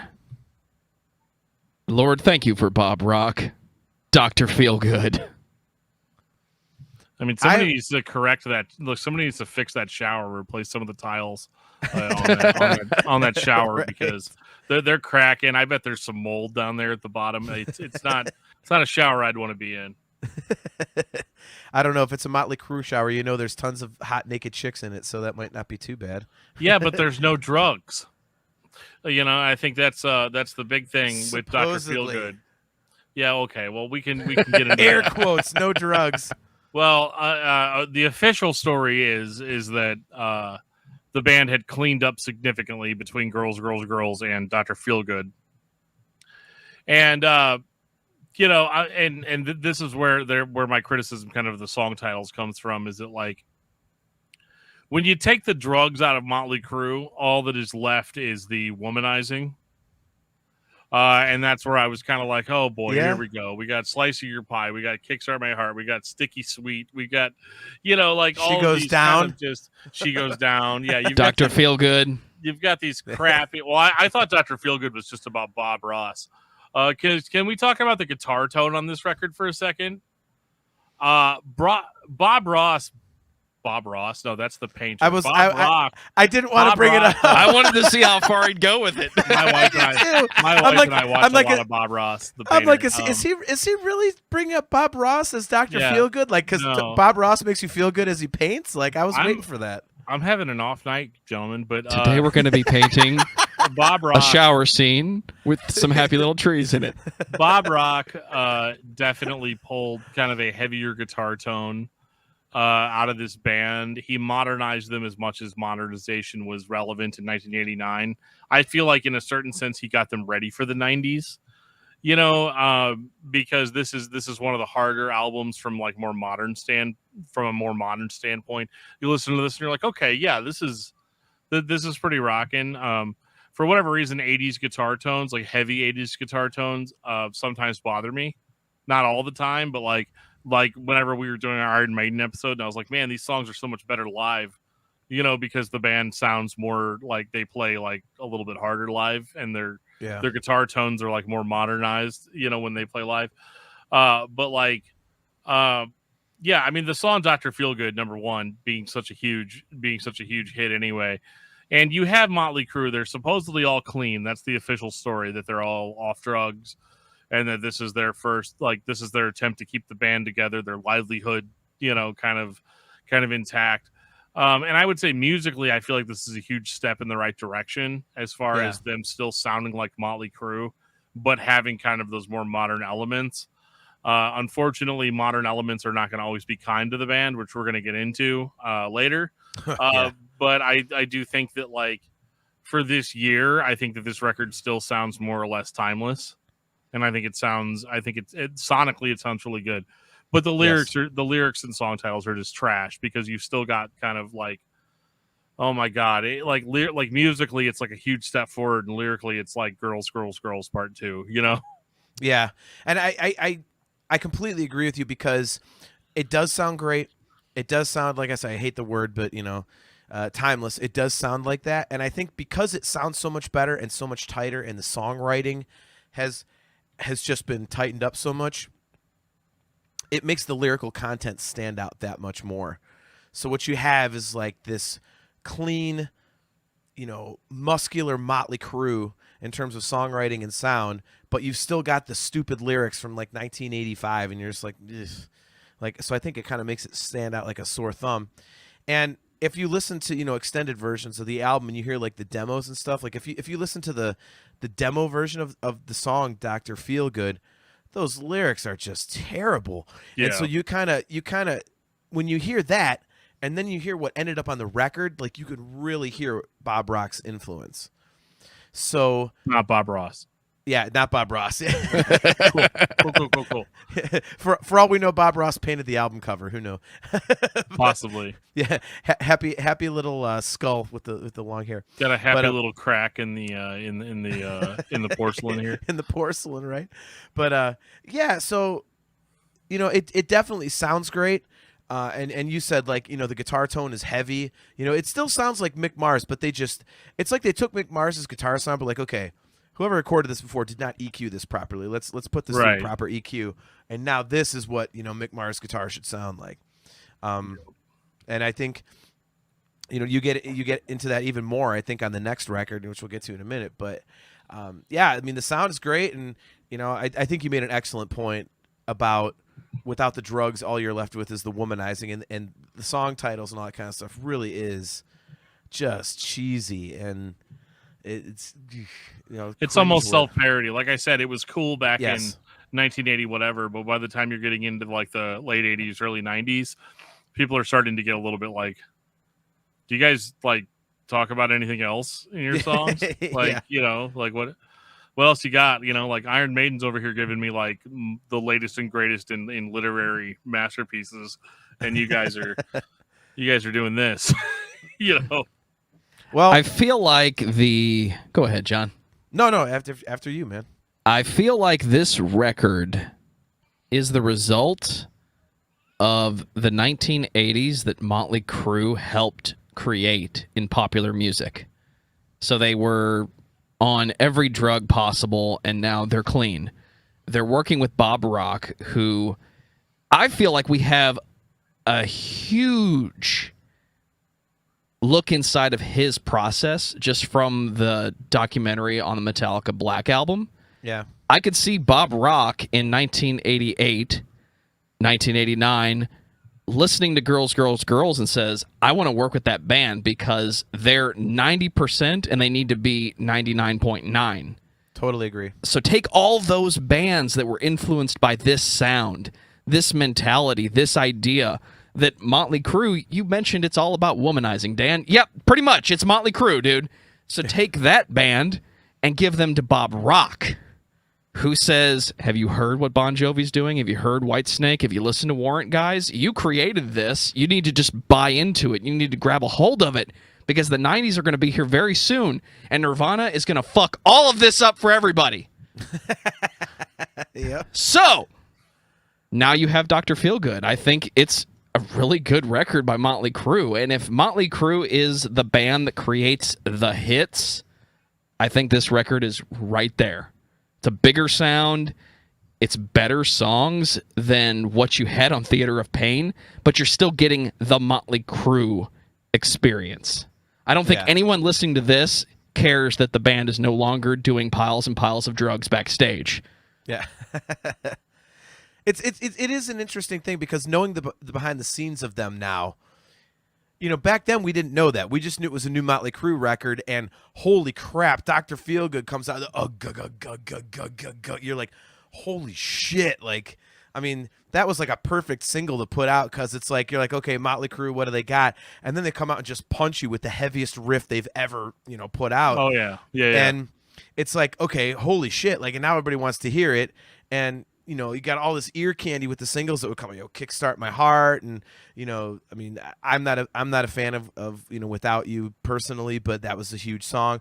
Same Old Situation is just that is a phenomenal song. That is a banger. It's just Same Old Situation is like when you think of a rock song, that's just a rock song. It is absolutely just a cool, upbeat, just kind of grooving, you're kind of bopping to it, and it's a heavy riff and stuff like that. Like, that's a great song. And then, you know, they had so many singles on this album, and you know, even you get into, you know, Don't Go Away Mad. Like, you know, we talked earlier about how they created the sound and then like people followed them. I think they kind of, you know, did it again with this one because they were the first ones to really get, like, we want that massive, monstrous production. You know, it's not just like this drug-soaked, let's go in and bang out a record in a month type of thing. They were, you know, the first 80s band to really go in there and be like, we're going to take, you know, a year to make an album, and everything's going to be, you know, razor sharp perfect. You know, referencing The Dirt again, you know, they were talking about the fact that, you know, sometimes, you know, there were days that Vince Neil would get a word on tape. Right. Singing wise, like Bob Rock's like, no, none of this is good except for this word. And he absolutely beat the shit out of them to make sure that this stuff was like absolutely perfect. And no 80s band had done that. So again, even though they're clean and it wasn't very 80s-ish to kind of do that at the time, they were blazing new trails even with that. They're like, okay, yeah, you know, we're going to take this, you know, drug-soaked, booze-soaked, chick-crazy band and actually make a good, solid record with good production and, you know, interesting arrangements and stuff. They were the first ones to do that. So yet again, they're doing things that bands had not done. So speaking of things that bands had done, I guess let's go ahead and move into Mötley Crüe self-titled 1994. Or as I like to call it, Mötley Crüe in Chains. You know, and so I'm gonna. It sounds like I'm trashing this record, but like, I'm not gonna lie to you guys. I've never been a huge '80s metal fan.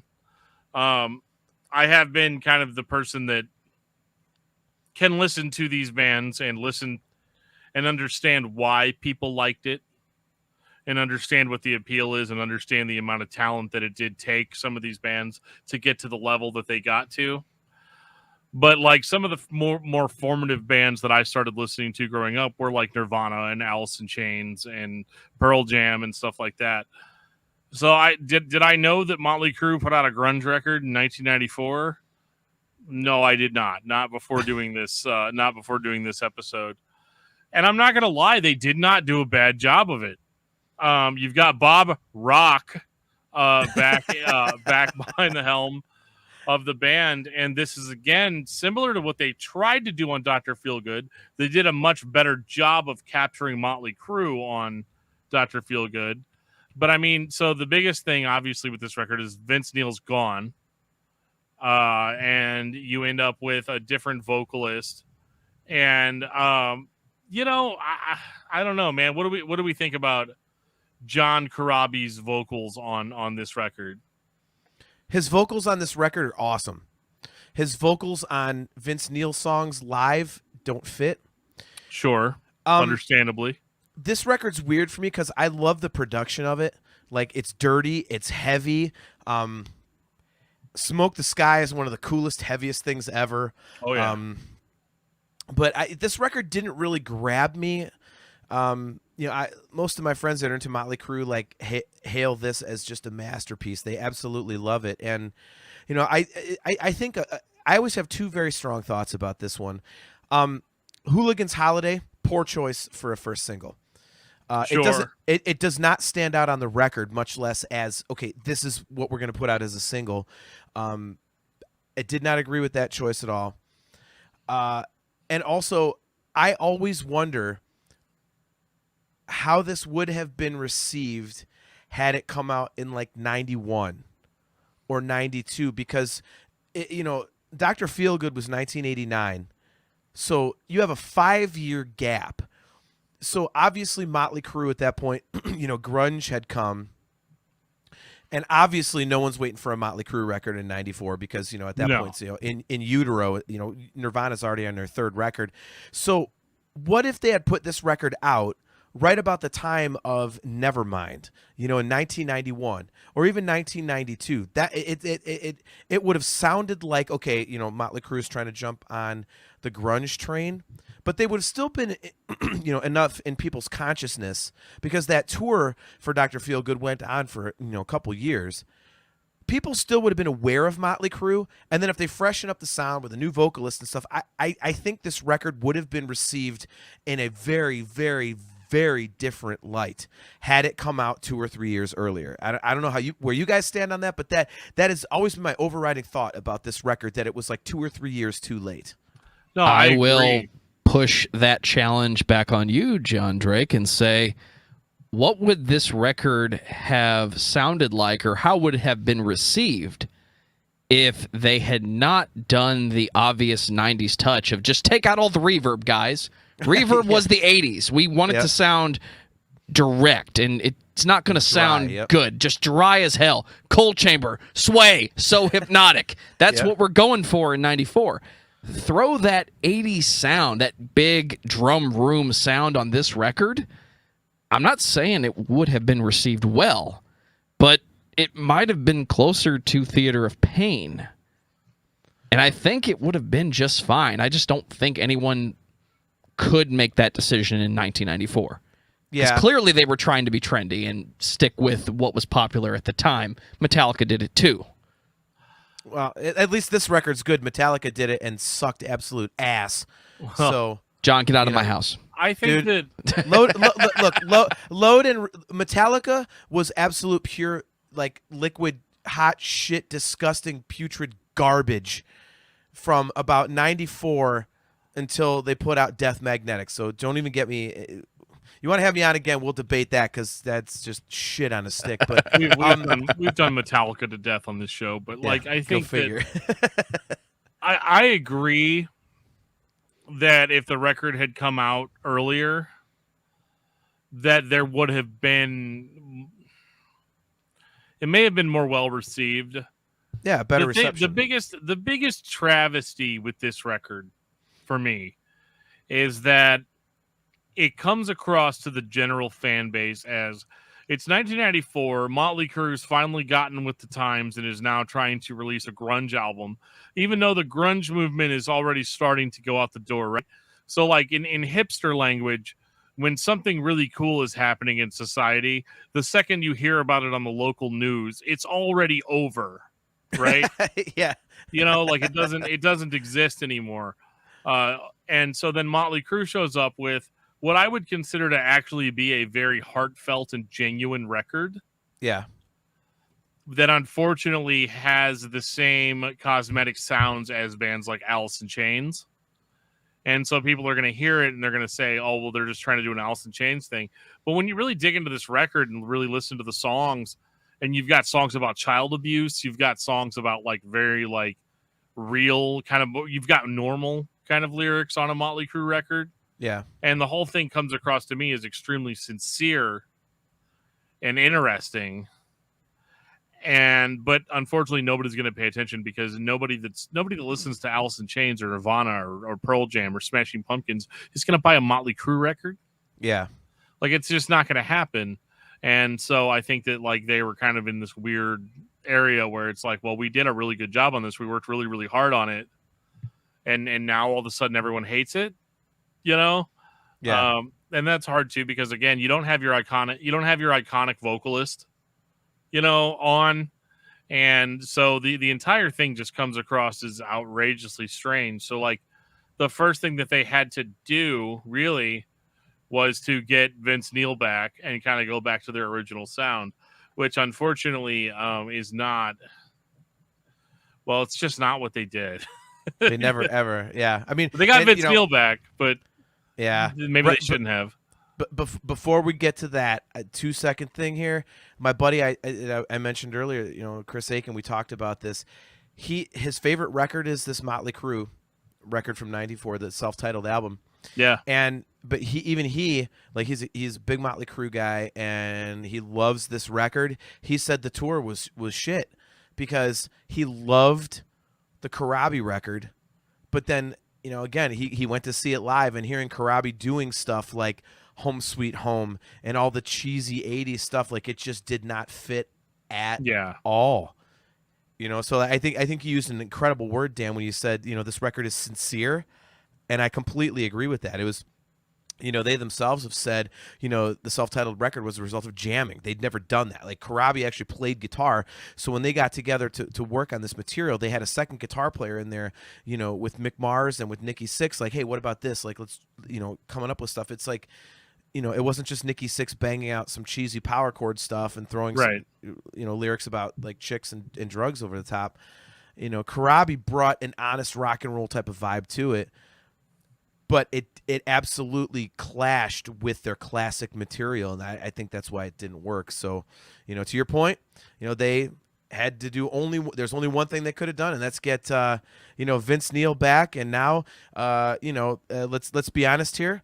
There's a very appropriate song title on this next record, which is Flush, and basically what they did, they just absolutely flushed their chance at a comeback record down the drain with I'll turn it over to you, Joe. Go ahead. Generation Swine, 1997. I mean, if I didn't know what to put on an album cover in 97, I would just take a picture of Primus and say, we're good, guys, right? Yeah. Oh, that's not what this is? Yeah. Okay, I'm sorry. Let me go back and find another band to take a picture of. I can sum this record up very simply in a couple seconds with this. I was driving to my gig yesterday with my wife, and she likes all the 80s stuff. She's my age. She's mid 40s, and she's total 80s girl. And her favorite band in the world is Guns N' Roses, so she knows the Mötley Crüe, the White Snakes. She loves it. So I was like, all right. I told her I was doing this show. I was going to jump on with you guys on Discography Discussion. Go sign up to be a Patreon member. It's only a few bucks a month, and I said $1 a month, guys. $1 a month. Thank you, Joe.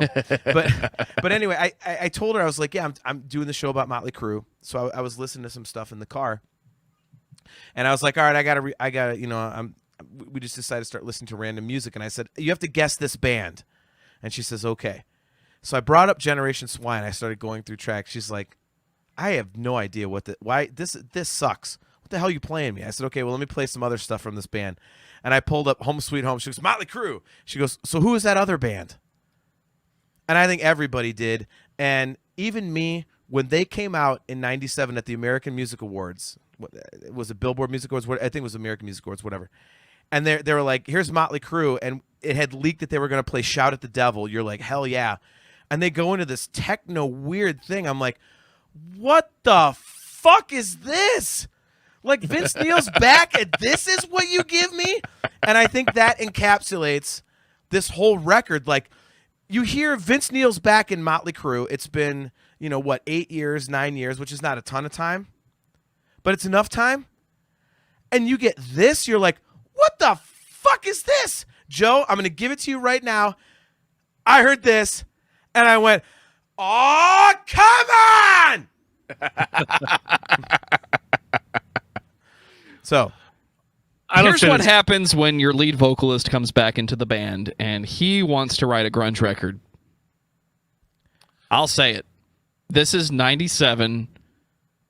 What was popular in the majority of American rock stations at the time? Europop. Grunge was fighting the battle, but it was on the way out. Alternative rock. Alternative rock is the easiest way to say it. So what is Mötley Crüe going to do? Well, we're just going to pretend that last record didn't happen. I think that's what this is. I don't think this is a good album, but it's a giant piece of shit. It's fucking terrible in every single way. They were writing it when Corabi was still in the band. They were purposely trying to put the Alice in Chains harmonies on it. The songwriting is terrible. The tones are terrible. It is absolutely a piece of fucking steaming hot garbage. It is fucking putrid. This is like Megadeth Risk level crap. This is like Metallica Saint Anger level crap. This is absolutely shit on a stick. This record is so fucking bad. There is nothing on this album that sounds like Mötley Crüe. And they close it with this putrid fucking piano ballad. Brandon, Tommy Lee talking about his son, like, Brandon, I love you. Yeah, we get it. You had a kid. Shut the fuck up and play drums, okay? And if you're going to write a song about your kid, guess what? Write some lyrics that are at least not fucking third grade. I'm going to rhyme. I had a baby. I really like him. Fuck you, Tommy Lee, and fuck this fucking record.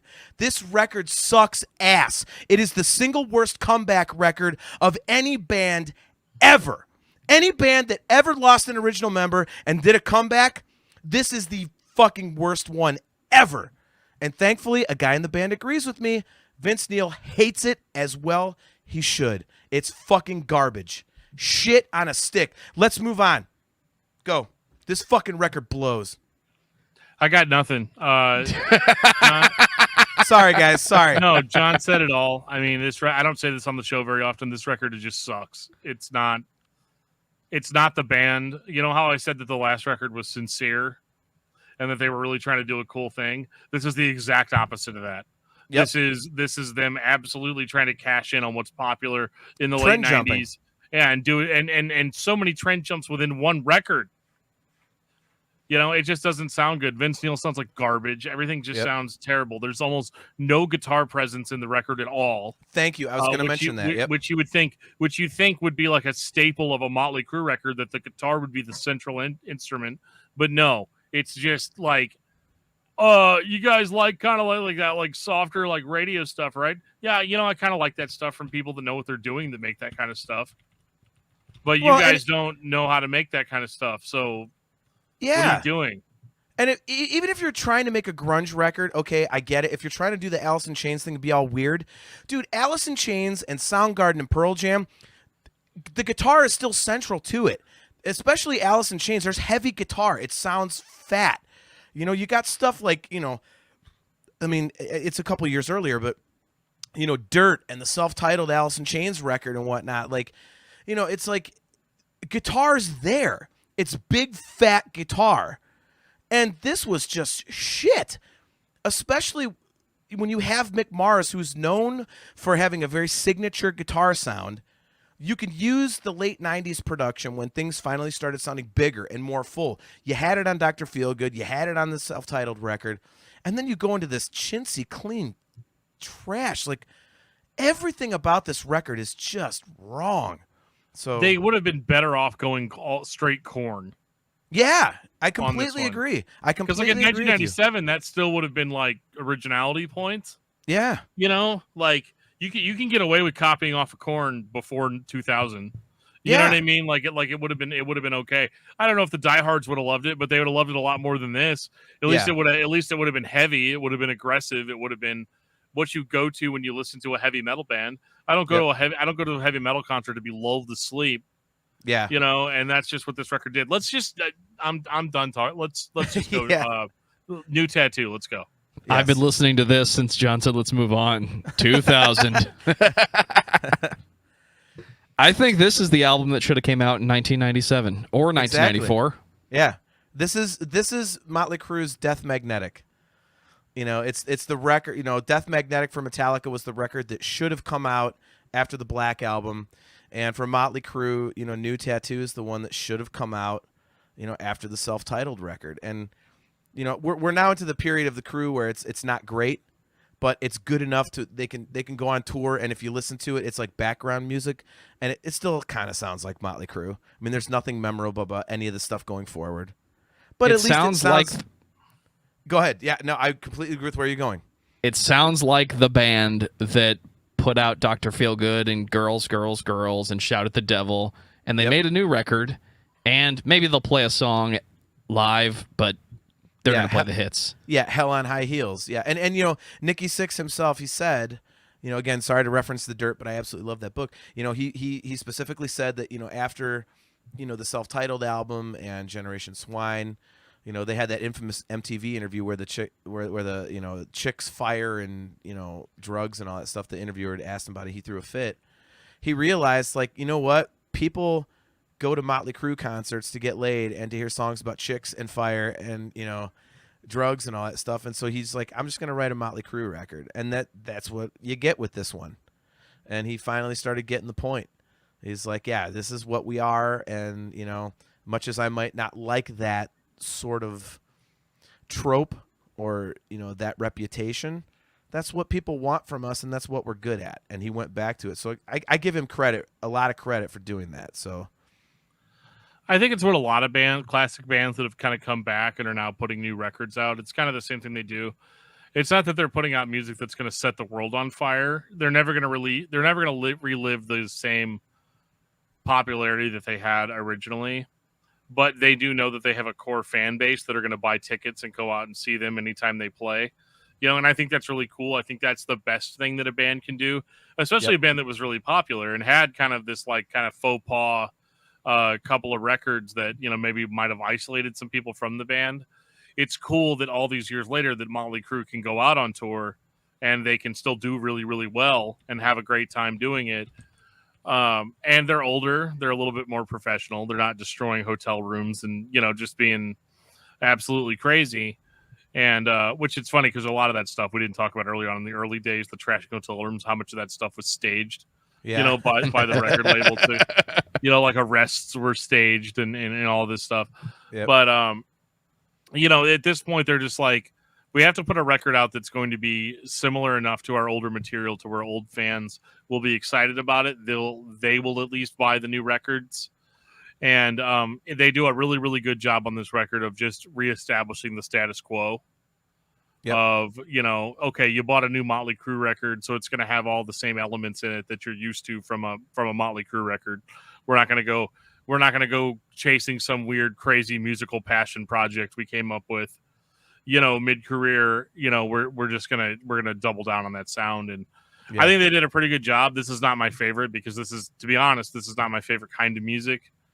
But I can also understand why Mötley Crüe fans like it. I don't think they necessarily hit it out of the park on this one, though, and I think that they are able to kind of get better at that as they go further.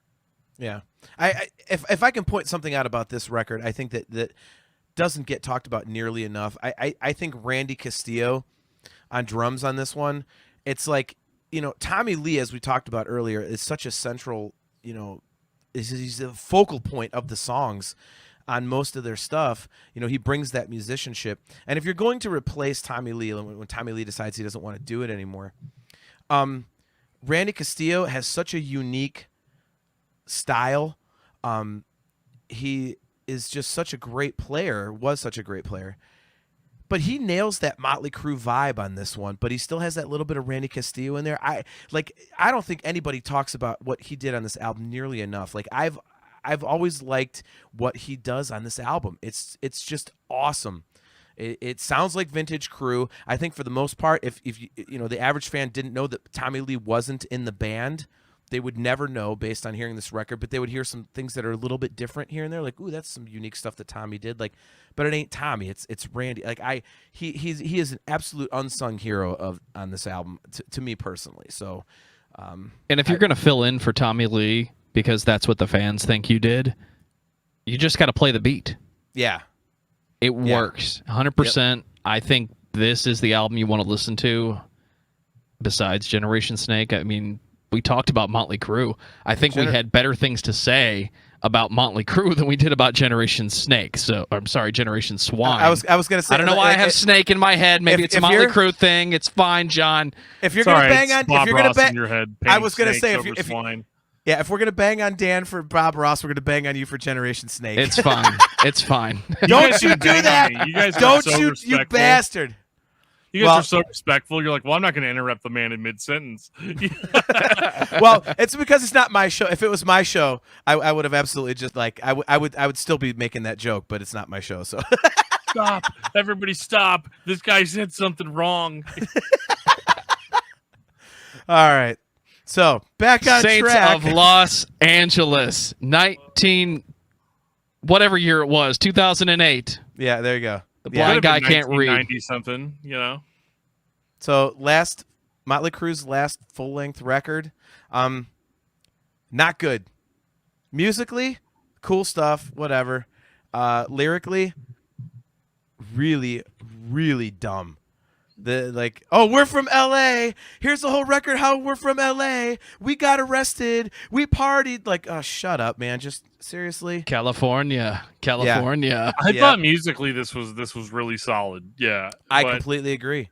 Lyric. I mean, I stopped paying attention to Mötley Crüe lyrics a long time ago, but like, it is definitely very like, hey guys, you remember back in the old days when we used to do all this crazy stuff? I mean, now I'm on like 8 different pain medications. So like when I, when I wake up in the morning, I've got this little divider that has all the days of the week on it. And I just take whatever pill is in the divider. They leave that part out of the lyrics. It's all about just like remembering the old days. So like, it's kind of lame in that regard, but like, I think it's still just as good as New Tattoo in that like, it still continues that new norm that they established on New Tattoo. And again, all the people listening to this, let's be honest, they're also taking pain pills out of a weekly divider, a day divider, pill box. So like it's fine. I mean, I understand the whole look at this show that we do. This whole show, discography discussion is.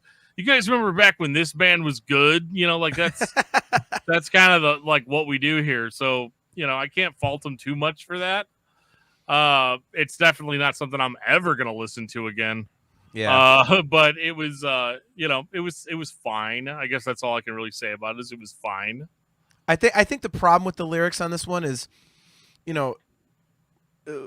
earlier we talked about Nikki Sixx and like, oh my God, his lyrics actually kind of suck, but you never really realize it until like stuff like this. Like we all went back and listened to these Mötley records and to purposely dig into them, and you kind of go, oh shit, like the lyrics aren't very good.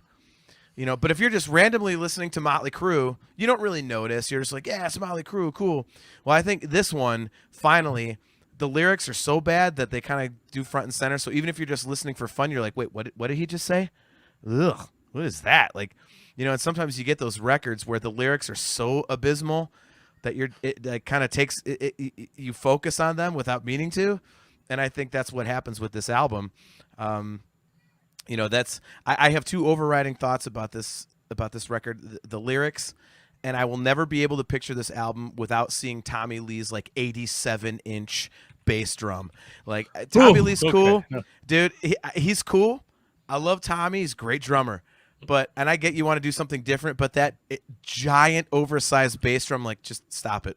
Just fucking stop. Like that's okay. You crossed. To be the line, clear, Tommy. This is the guy who mounted his entire platform to a crane and created one of the best live gimmicks of all time. But that's that eventually would be fully realized with his roller coaster drum set on the last tour.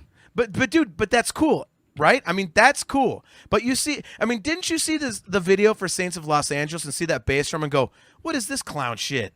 Like, Yes. it's like when you saw Wildside and he's spinning, you're like, "Oh my god, that's cool." And then the same old Situation video, he's got the floating thing, and then the roller coaster and all this other stuff. You're like, "Okay, this is cool." But then you see this dumb giant bass drum, you're like, "What the hell is that?" It was the first time you did that with Tommy. Like, stop, dude. Okay. Like, so We're going to go all the way to the left. Ridiculous. We're going to go all the way to the right. right. Just ridiculous. Yeah, this. I mean, like you said, like musically, I think this sounds like a Crüe record. I think there's I think there's some really interesting riffs on this record. It's I think Mick did some really cool stuff on this. I don't know a lot about it. Like I say, like full disclosure, after Dr. Feelgood, like I heard the self-titled record, I was like, meh, because I graduated high school in '94, so I was like, at that point, I was still super, close-minded. I'm only slightly less close-minded now. So after 90, it's like, so after that I was like, and then when they came back with Vince, like I say, and Generation Swine, I was like, okay, this is shit, fuck Mötley Crüe, whatever. So that having been said, like I don't know a lot about the riff writing process for this record, so I don't know if like Mick had a lot to do with it, if it was still just Nicky, but there was some really interesting guitar stuff. It was a little bit different. They had some cool things going on that I don't think they had done before. And it wasn't very far away from their core sound, but there was a little bit of interesting kind of little nuggets there that weren't there before. So I will say that about Saints of Los Angeles. So that's pretty cool. But again, it's this again, same thing with New Tattoo. It's kind of like you like it just enough to go see the concert. Like that Mötley Crüe's coming. You're gonna buy a ticket no matter what. And so they got a new record. You just kind of go listen to it because it's Mötley Crüe, and you're like, all right, I like about 1/10 of this, and it's cool. Yep. It's kind of innocuous, I would say. So, it's just kind of there. And again, it's their last full length record, and what else can you say about it? Final thoughts on Mötley Crüe, Dan. Yeah, I mean, Mötley Crüe was a band that was really cool back in the day and is trying to be kind of cool now. I was surprised at how good they actually were, that some of their stuff, like all the way up into the 90s, actually caught my attention. But to be perfectly honest, this is a great example of a band that if they had actually listened to their management and made better life choices, I feel like they still could be one of the biggest bands in the world. So I definitely think that maybe their first 4 or 5 albums have quite a bit of value as far as like musical value. Everything else, unfortunately, has just been sort of trying to recapture that in some direction, some way or another. And I think that like, obviously their last 2 albums were a little bit more successful in that than whatever they were trying to do in the 90s. But like, I do think every band goes through that. So like, if you're a fan of like 80s metal and 80s hard rock, I think Mötley Crüe is a band you're probably already intimately familiar with. And, you either think they can do no wrong or you're very disappointed when you see the band live these days. Jon Drake, what about you? The first 5 records are phenomenal. I think it's a perfect case study for a band that when they were good, they were so freaking good that they can just ride that train forever. I would bring up Guns N' Roses. When everyone knows Guns N' Roses, they're doing stadiums to this day. But when you think about it, they really only have 3 albums, and you're like, oh my god, really? Like 3 albums? And Mötley Crüe, I think, is in that pool. They've got the first 5 records, and it's just like, holy god, is that good? And the rest, you're kind of like, ugh, Yeah. And the stuff was so good and so memorable that it wipes out things like Generation Swine and the self-titled record with a different vocalist and stuff. Like, people kind of gloss over that because they think Shout at the Devil and Theater of Pain and Girls Girls Girls and stuff like that. Nikki Sixx is not a great songwriter compared to other stuff, as we have said, but he's he wrote songs that are so catchy and so unbelievably memorable. I always look at Mötley Crüe kind of like in the same vein as Kiss, because people make fun of Kiss a lot too. You know, oh, Kiss sucks, like they're crappy musicians and they can't write a song, did it? I'm like, yeah, except for the fact that Kiss has more gold records than anybody, and Kiss has so much memorable stuff. And again, to bring up the fact that, you know, the three of us actually play instruments and stuff, and we've been in bands, like to write songs that are this catchy and yet still that simple is so ungodly difficult. You have to tip your hat to anybody that can do that, and Nikki Sixx did it for at least 5 records. And not only did he do it for 5 records, he did it while he was so blasted out of his gourd Right. on drugs and booze that he killed himself. So there is a certain amount of being, it's impressive, you know, what he has accomplished, what the band has accomplished. And unfortunately, you know, I wouldn't go see the tour now because I know Vince is so ungodly bad. I just don't want to see it. It's kind of like why I won't go see Metallica, because Lars's drumming is just putrid garbage. But the songs and everything, I think Mötley Crüe is a band you can't deny, because even though like their stuff, when I dug into it, like it sounds dated. When you look at them now, for some reason they still seem kind of cool. I don't know what it is, but they do seem kind of cool, you know? So I give them a ton of credit, and I will still listen to the first 5 records and be like, fuck yeah, Mötley Crüe. I think Mötley Crüe set a bar that many tried to imitate because nobody could really grab that bar. Maybe they found something that was missing in the early 80s, or they just took what was there and said, this is how we're going to create the mainstream for the next 9 years. I think they are one of the most fun bands to listen to when what you want to hear is heavy metal from the 80s, or if you want to listen to the band that defined what 80s excess is. Everyone talks about hair metal in the 80s. Some people like it. Some people make fun of it. Everybody talks about heavy metal in the late 70s, early 80s, the groove that totally invaded the mainstream. And then we look back and we say, what were the bands that held that flag? Mötley Crüe is always one of those names. Guns N' Roses is there. Metallica is there for what they did. But Mötley Crüe is that big name. They weren't Def Leppard writing catchy rock songs. They were writing heavy metal songs in the 80s that anyone could listen to. So no matter how trash some of it is, the stuff that is worth listening to is solid gold. So listen to Mötley Crüe. You're going to have a good time. Clearly everyone else in the room is. Dan, what's your album of the week? Well, I think you knew this one was coming, but I've been listening to Colors 2 by Between the Buried and Me for the past week or so, and I'm not going to give away how I feel about it, because, Patreon is a thing. But, we'll talk about it there. But, yeah, Colors 2 is a good record by Between the Buried and Me, and my favorite in a long time that they've put out. Jon Drake, what about you? I'm going to go back to one that came out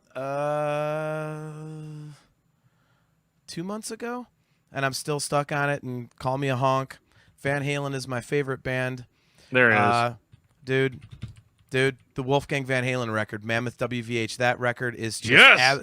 Dude, that record Hey, we're talking about that on Patreon soon, too. Oh, get me on. Many plugs. So many plugs. I would love to talk about that. I saw...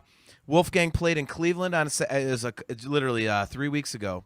He played here in Cleveland, the House of Blues, on Saturday night, and then my wife and I went to Detroit the next day to see Wolfgang open for Guns N' Roses. And so I saw Wolfgang live 2 nights in a row. That record is just, I can't even believe how good. I hate it in a way because everyone made fun of me. I was like, Wolfgang Van Halen's got a record coming. Everyone's like, oh, of course John's gonna like it. And it's so good. I'm like, God damn it, I do like it that much. And now everyone's going to think I'm just like, because it's got the Van Halen name in it, but no, it's that good. So, yeah, I mean, that record is just, ear candy from start to frickin' finish. It's incredible. It is so catchy. It's just good, old school heavy guitar rock, and the songwriting is just beautiful. It's everything about that record is just awesome. So that's been on my mind and in my ears for, whatever, it's been 2 months since it came out. For me, it's Motörhead, March or Die. Wow, Motörhead, old school. All right. I'm bringing it back. We're going to talk about that band at some point on the podcast, right, Dan? Who has enough time for that? I mean, even though a lot of their stuff sounds the same. What? They're heavy AC/DC. Fair enough. Fair enough. Jon Drake, thanks for hanging out with us, man. What is going on with all of the podcasts that you're currently a part of? Well, thank you guys for having me on. I had an absolute blast with our, Dream Theater episodes. Obviously, that was the total blast. And obviously, Joe, you and I keep in touch. Dan, you and I keep in touch. So thank you very much for having me on the show. Like I said, the Nerfherder Council will be live this coming Wednesday at 8:15 p.m. Eastern Standard Time. YouTube and Facebook and stuff. So if you're into Star Wars, and it's kind of like this, it's just like guys who get together and drink and start bullshitting about Star Wars as opposed to music. So check that out if you're into that. Like, the humor's there, and it's, we're very honest about things. And if you're a fan of Dream Theater, I do have a podcast called Talking Into Infinity, so you can check that out. We are live every other Thursday at 7:30 p.m. Eastern Standard Time. So next week is going to be my Star Wars podcast, the Nerfherder Council. The week after that will be my Dream Theater podcast. And the next episode of the Dream Theater podcast is September 9th, and I'm actually having a guest host on, and we will be talking about Score, the 2006 20th anniversary show they did in New York City. And I was there. I road tripped. I'm in their documentary for that record, and it's going to be a really cool episode. We got a lot of fun stuff coming up on that one. Later on this year, we're going to be doing a huge Images and Words deep dive. It's a 2-part episode. We're going to dive deep into Images and Words. We always like to dig into the records, but it's a 2-part episode. It's all in one night. We're going to dig into Images and Words, and then we're going to have Monty Colvin from the Galactic Cowboys on to go through all of his Nice. Yeah. So all of the tour stories for Images and Words. So we're going to go into the record, and then Monty's going to come on and tell us what it was like to actually tour with the band and all the crazy stories about all the goofy stuff they did. So that'll be fun. And the Nerfherder Council, we're going to be doing some fan interaction stuff. We're going to be doing some weekend things where everybody can just get drunk. We're going to do movie watch-alongs and just get hammered and say what we want to say. You talked about social media earlier, Dan, when starting the show, and it's a minefield out there. Like you said, there's no ground. There's actually just mines. But Yeah. sometimes we just get drunk and watch Star Wars and say whatever the hell we want to say. So we're going to do that There with you the go. Nerfherder Council. So, a lot of fun stuff coming on. So, Nerfherder Council and, nerfherdercouncil.com or Talking Into Infinity, talkingintoinfinity.com. So if you like Star Wars or Dream Theater, come check it out and hang out, man. And again, thank you guys for having me on, man. It's been a blast. And for all of you guys watching out there, I'm going to do a little plug right now. Make sure you subscribe to Discography Discussion on Patreon. As Joe has said, it only starts at $1 frickin' dollar. So make sure you sign up, but sign up for more than $1 because it's definitely worth it. As they said, they've done over 230 episodes. So make sure you guys spend some money on these guys because they put out phenomenal content constantly. So spend some money on Discography Discussion. Thank you, John. And I think we need to have you all on the next episode of Movie Mosh. What do you think, Dan? Can we just watch Star Wars with the Nerfherder Council? Are we still doing Movie Mosh? I guess we are. Yeah, we can It's my show. I'll bring it back. It died somewhere early 2020 where we all got together in a room and watched a movie and recorded our thoughts on it and then gave like a little review at the end. Yeah. I'd be down for something like that for sure. I'm in. Especially with technology now, we could probably none of us even have to leave our houses. We could just watch the movie privately and tell the listening audience like, all right, hit play now. Exactly. Do some like riff tracks type of stuff. Yep. Take us out, DFT. If you guys have ever been listening to this podcast and you would like to be a little bit more involved in what bands we talk about, what topics we talk about, who I interview, that sort of thing, there's a lot of ways you can reach out to us. You can reach out to us on Facebook.com/discography discussion. You can follow us on Twitter at discussmetal or on Instagram at discussmetal. You can send us an old-fashioned email at danandjoeshow@gmail.com. And if you guys like the classic discography discussion logo, I would go to our Teespring store and order one right now, because pretty soon you're not going to be able to get it anymore. It's going to be officially retired. So be sure to check that out. There'll be a link in the show notes that'll take you to our Teespring store. So yeah, like I said, if you want that old logo, you're gonna have to get it real soon, because if not, it's gonna be replaced with the what I have dubbed the Dan's old dusty stereo logo. So definitely make sure to check that out. And guys, we appreciate you. You can always hang out and chat with us and BS with us on our Discord server. There'll be a link in the show notes that'll take you to our Discord server. So until next time, thank you so much for watching or listening or having this tabulated to you via Morse code. We will see you guys next week. And on that note, this has been episode 237 of Discography Discussion. Thank you for listening. You can like us on Facebook and follow us on Twitter at discussmetal. Subscribe to our podcast everywhere you listen to podcasts, including Google Play, Apple Podcasts, and Stitcher. Visit discussmetal.com for all things discography discussion. And please send questions and comments to danandjoeshow@gmail.com. If you are not a patron, you can become one at patreon.com/discussmetal. We have some sweet perks. Hey, Joe, can I borrow some money? $1 a month gets you into that exclusive album review feed. Thank you guys so much. We'll see you next week.